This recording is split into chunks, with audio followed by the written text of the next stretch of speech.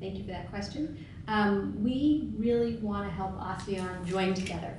That's what ASEAN wants to do, and that's definitely in our interest too, both economically and also politically. So we've done a whole variety of programs to help join ASEAN together. One of them is called the ASEAN Single Window, which links up the customs regimes of all 10 countries. Another one is called YC-LEAD, which is our Young Southeast Asia Leaders Initiative. There are about 35,000 young people across the 10 ASEAN countries that have joined, and we bring them together. So they don't always know about ASEAN before we bring them together, but they know a lot about ASEAN afterwards. And we do those programs in the region. We focus on entrepreneurship or environmental protection, all kinds of issues.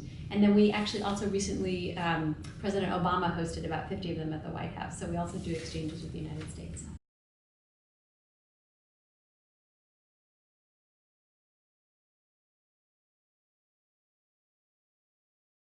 That's a good question. The United States has always said that we welcome a successful, prosperous China that abides by the rules. And we're two big complex powers, and we have a complicated relationship. We do a lot of cooperating. You saw a landmark climate agreement coming out of that visit, which was wonderful.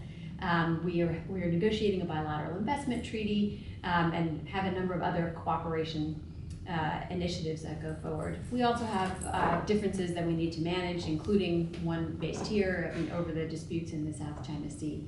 But going forward and under the ASEAN umbrella, we actually cooperate quite a bit in ASEAN forums on things like disaster response and counterterrorism. So we do a lot of cooperation under the ASEAN umbrella.